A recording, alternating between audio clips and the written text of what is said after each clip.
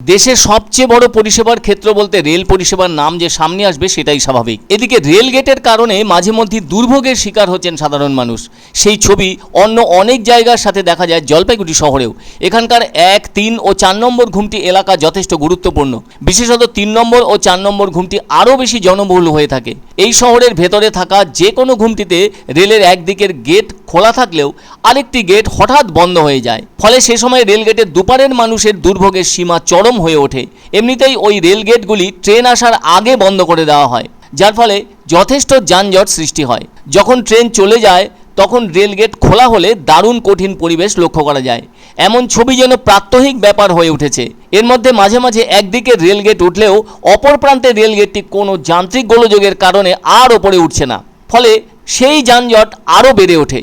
সাধারণ মানুষ থেকে বাইক আরোহী, টোটো সহ বিভিন্ন 4 চাকার গাড়ি সবই আটকে গিয়ে চরম ভোগান্তির মুখে পড়ে। এ ব্যাপারে ভুক্তভোগী মানুষজনের বক্তব্য, শহরের ভেতরে থাকা ওই 3টি ঘুমটিকে যানজট মুক্ত করতে রেল দপ্তরের পক্ষ থেকে বিকল্প ব্যবস্থা নেওয়া উচিত, যাকে সরল ভাষায় বললে বলা যায় রেল লাইন ওপরে থাকবে আর সেই রেল লাইনের নিচ দিয়ে খোলা রাস্তা থাকবে। এতে কোনো রেল গেটের দরকার হবে না এবং কোনো গেটম্যানেরও প্রয়োজন হবে না, যার ফলে ট্রেন আসলে বিশাল সময় অপচয় করে রেল গেট খোলার অপেক্ষায় থাকতে হবে না কাউকে।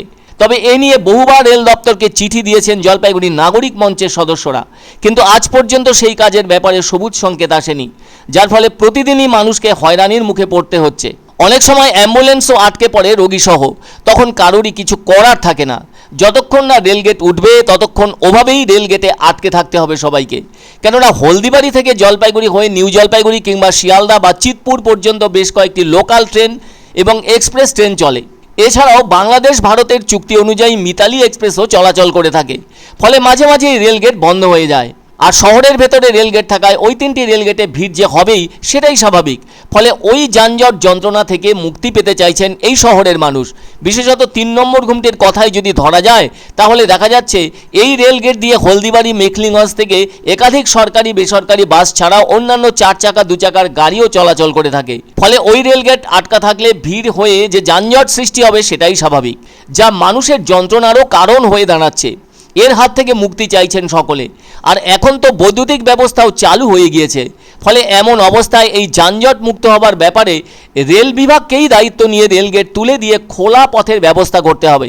যেমনটা দেখা যায় ময়নাগুড়ি শহর থেকে লাটাগুড়ির দিকে যেতে রোড আন্ডার ব্রিজ, যার অর্থ ওপরে রেল লাইন থাকবে আর তার নিচ দিয়ে খোলা চওড়া পথ থাকবে, যে কারণে আর কোনোদিনই যানজটের বিষয়টি থাকবে না। দিন রাত ধরে অনায়াসে চলতে থাকবে গাড়ি, যানজটের চিরতরে মুক্তি ঘটবে মানুষের। মাঝে মধ্যে দেখেন, আমি গত কয়েকবার দেখছি যে আপনারা জানেন যে পেশেন্ট ওখানে আটকা পড়ে গেছে, ডেলিভারি পেশেন্ট আটকা পড়ছে কয়েকবার, অ্যাম্বুলেন্স ওখানে আটকে থাকে, জ্যামে আটকে থাকে।